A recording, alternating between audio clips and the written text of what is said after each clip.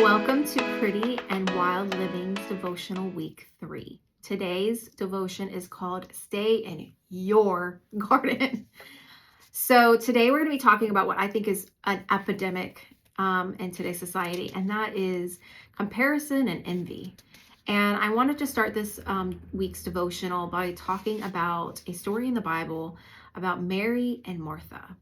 So in Luke 10:38-42, it says that Jesus and his disciples were on their way, and he came to a village where a woman named Martha opened her home to him. She had a sister named Mary, who sat at the Lord's feet listening to what he was saying. But Martha was distracted by all the preparations that had to be made. And she came to him and asked, "Lord, don't you care that my sister has left me to do all the work by myself? Tell her to help me." He responds, "Martha, Martha, you are worried and upset about many things, but few things are needed, or indeed only one. Mary has chosen what is better, and it will not be taken away from her." This is a perfect example of a woman being jealous of another woman. She is jealous because Mary is sitting at the feet of Jesus, listening to him, and she's doing all of this work, and she thinks, hey, wait a second. Why are you getting to do this while I'm having to do all of the work? And obviously they had a close relationship, because when Martha went to Jesus, she didn't, come to him with an attitude of humility and patience. She came basically saying, "Don't you have a problem with this?" And she didn't ask Jesus to ask Mary. She told him, "Tell her to help me," And I think that a lot of times comparison comes with impatience. And I think what's crucial in this story is that Jesus responds with, "You are worried and upset about many things, but few of these things are needed. Only one is really needed, and it will not be taken away from her." What was he saying when he said that? What was that one thing? What was it that wasn't going to be taken away from her? Well, in this world, when we compare our bodies, when we compare our success, when we compare our progress, into, marriage or motherhood, having children, whatever it is, it could be anything. We think that those things are the things that are most important. Like it was saying, Martha was distracted by all of the preparations. We get so distracted by our image and what we think that we should be portraying, and what we think that we should have achieved, what we think other people are thinking of us. And those things are going to fade. Those things are not eternal. Our body's not eternal. We're all going to die one day. The way that we look. Yes, we need to be healthy. Yes, we need to be strong. It is our vessel that God has given us. But what is the one thing that he said that won't be taken away from her? Mary was sitting at the feet of Jesus, listening to him. She was sharing relationship with him. She was attending to him in a different way than Martha was. She, put the oil on his feet, and she showed reverence to him. And we see here that Jesus is saying that this is what's important. So what's an example of in today's society where something like this could be happening? Well, let's say you go to the beach, and you're at the beach, and there's all these different people, and you start comparing yourself. You could either think you're too skinny, or you're too, you have more weight than you want on your body. You could wish you were more curvy, or wish you were, I don't know, anything. Like any woman, basically, we feel that whatever we have isn't good enough and we want something else, right? We're typically not happy with what we have because we are constantly comparing.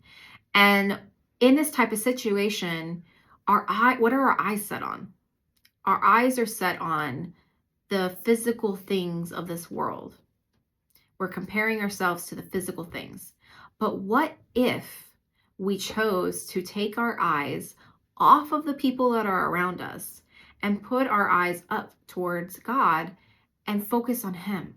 focus on our relationship with him. So in that moment when you are going down a rabbit hole because you are comparing yourself to other women, it could be, like, oh, this woman, her house is always clean. She always seems to have everything in order. Or, oh, this business person, they do the same thing as me and they just seem to be so much more successful and so much more ahead at whatever they're doing. Instead of going down that rabbit hole and feeling less and less and less about ourselves and beating ourselves up and hating ourselves and diminishing our value, if we right in that moment, we say, okay, I'm going to stop putting my eyes on other people. I'm going to literally take my eyes away from looking at everyone around me. Stop looking at social media and comparing myself to everybody else's posts. And I put my eyes on God. What happens in that moment? We see our value. We see our calling. We see our purpose. We see the beauty and the gifts that are in our lives at the time. When you think of wildflowers, I know some of you guys have probably heard this before, but wildflowers don't compare themselves to each other, and they're all different and they're all unique and they're all beautiful in their own way. And that's how we are as women. We are all these beautiful wildflowers, and we don't need to be competing with each other. We need to just be in that field enjoying the sun, enjoying the presence of God, and enjoying the life that we've been given, and not looking at the flowers next to us and saying, oh, I wish I was like them. Also, comparison is dangerous because it blinds us to our own growth. It causes us to overlook answered prayers. It steals gratitude and it magnifies insecurity. It whispers that we're behind, but God's plan for your life were never meant to look like someone else's. So we need to stay in our own garden. Water what God has given you. Another really beautiful example of the comparison was Rachel and Leah in Genesis 29 through 30. And this is one of the most powerful stories about comparison between women because Rachel had Jacob's love and Leah had children. And each woman desperately wanted what the other one had.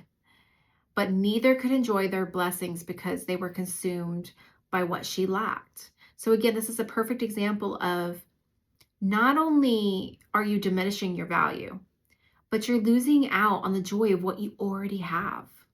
I kind of talked about that in the previous week as well, is that sometimes things take longer than we want them to, and we're so focused on the goal that, the long-term goal, and we're in the midst of our rooting season where the roots are growing and we just want to see that bloom. But when we do that, we miss out on the lessons. We miss out on the wisdom of what is happening in that rooting season where we're growing. And it's the same thing here.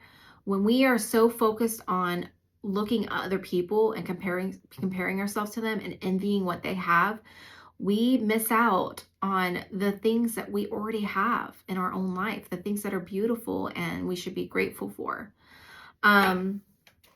Another example would be Eve in Genesis. When the serpent convinced Eve that what God had already given her wasn't enough, she shifted her focus towards what she didn't have. The comparison didn't just steal her joy, it stole her attention. And whatever has your attention will eventually shape your life. If you are focused mainly on what other people have and trying to achieve what they're doing or what they have, you shape your life around that instead of going to God and listening to what He is telling you to do with the life that He has given you. And your life is shaped around that.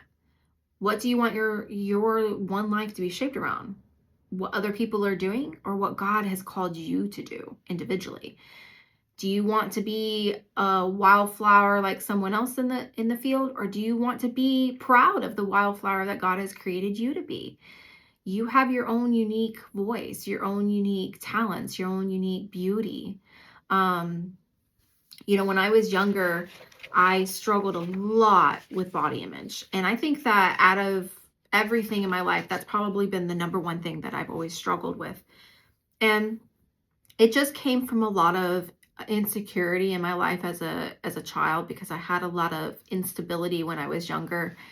And when we have trauma and stuff like that, there's a lot of different ways that we react in different behaviors. And some of the times it looks like wanting to have control. And I wanted to have control by through having eating disorders. So it was a dual thing. When I had eating disorders, I was anorexic and I was bulimic. And it was very, very destructive to my life and to my body. It actually did cause physical harm to my body. And by the grace of God, he actually healed those things that I hurt. I damaged my heart. And at a retreat that I went to when I was probably like 20 years old, God used someone at that retreat to pray over me and healed my heart physically, instantaneously. Sometimes healing can be a process and take time, and other times it's a miracle where it happens right away. And anyways, the eating disorders were a form of control for me because nobody else could tell me that I couldn't do it. It was my secret. Nobody could control it, just me. And that made me feel empowered. And that made me feel like I was better than other people because I was skinnier, and if I looked better, then I got more attention. And that was what I needed at that time in my life when I was a kid. I just wanted attention. And those eating disorders, the root of it was comparing myself to other people and thinking that if I could just look like them, if I could just be like them, if I could just be in control of this one area of my life, then I will be more successful. And if I'm more successful, I'll be more loved, and I'll feel more, with more love, I'll feel more safety and security. And all of those things obviously were a lie. And I think a lot of times the enemy comes in and distorts things in our mind to lead us down a path that is very destructive. And these tactics that he uses to get us to compare ourselves to other people, it not only distracts, takes our eyes away from God, not only robs us of our joy and the wisdom in those moments, but it also seeks to destroy us and to rob you of your life. And he's sneaky. He doesn't come and say, hey, here I am. No, he comes in and he finds little ways to distort the truth and to create a perfect world, what seems like, in other people's lives. And then you think less of yourself. So I think that God has called us to be beautifully us. He doesn't want us to be someone else. We need to take our pain to God, not to comparison. We need to just put our eyes on him.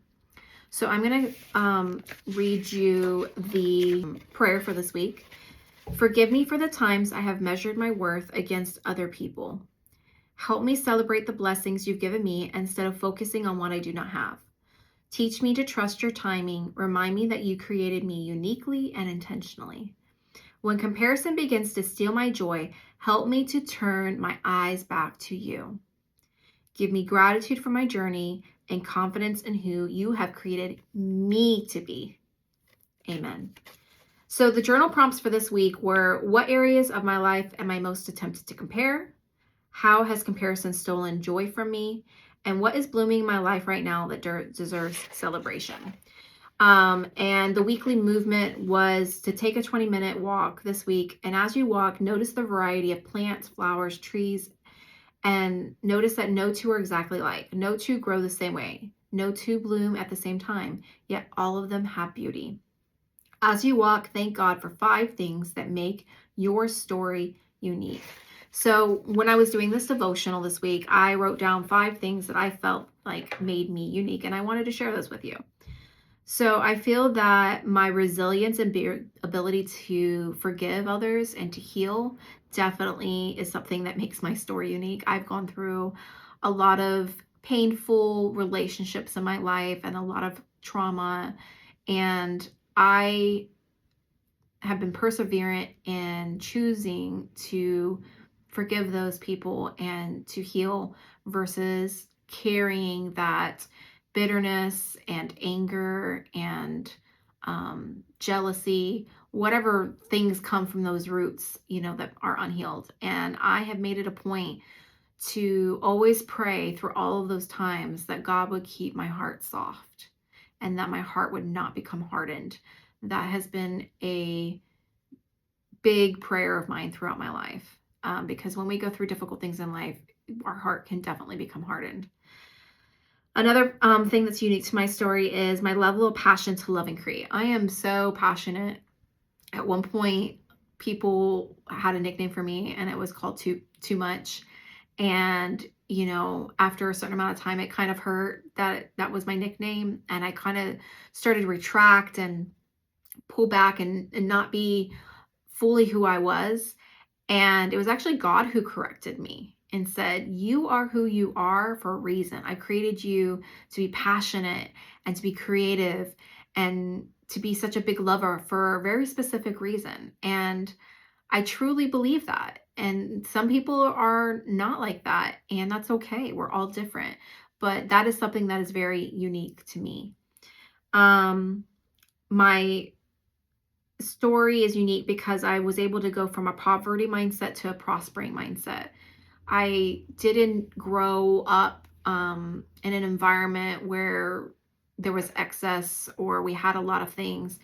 Um, there were struggles, but I chose to not remain in the mindset that like I had to always struggle because I had struggled at, a certain point in my life. And I don't accept false humility. I don't think that you have to have little in order to be humble. I think that you can be very successful um, in your life and still remain humble. And I think also being successful is not necessarily what God calls us to be. God calls us to be faithful. And I think that when you're trying to go through life and break that poverty mindset, it's important to remember that your focus and your heart isn't on like, I just want to make money or I just want to be successful. It needs to be, I want to be faithful to God and I want to live a life where He can look down upon me and be pleased. And when your focus is that, then the product is the blessings and the success that comes with that.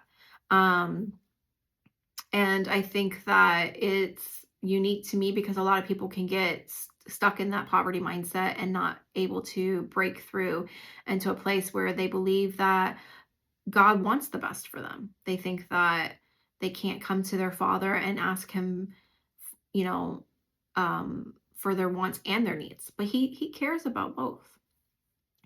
My ability to see, hear, and feel prophetically.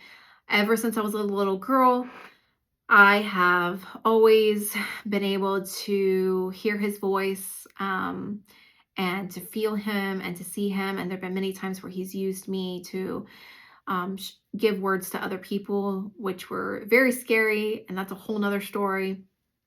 But that's something that's unique to me. And I love that about myself. And also, this is the same one as number 3, but going from lack to abundance. When I was sitting down doing this, I talked to my husband and I said, what do you think? What do you think is one thing that's unique about my story? And that was the thing that he said. He was like, basically, that you've gone from lack to abundance. And I am really grateful that I'm not one of those people that has chosen to take my trauma and take my struggles and use as an excuse for being stuck and not being able to be successful at achieving something, or healing or changing behaviors that are unhealthy. I have chosen to acknowledge those things that I've struggled with, to change the behaviors that were unhealthy, to seek inner healing, and then to use those things to not only impact my life and my family's life, but now to share with you guys as well. So that is week 3 of the Pretty and Wild Living devotional, Stay in Your Garden. I would love to hear from you guys what your answers were to those journal prompts. And I love you guys so much. And thanks for letting me share with you again.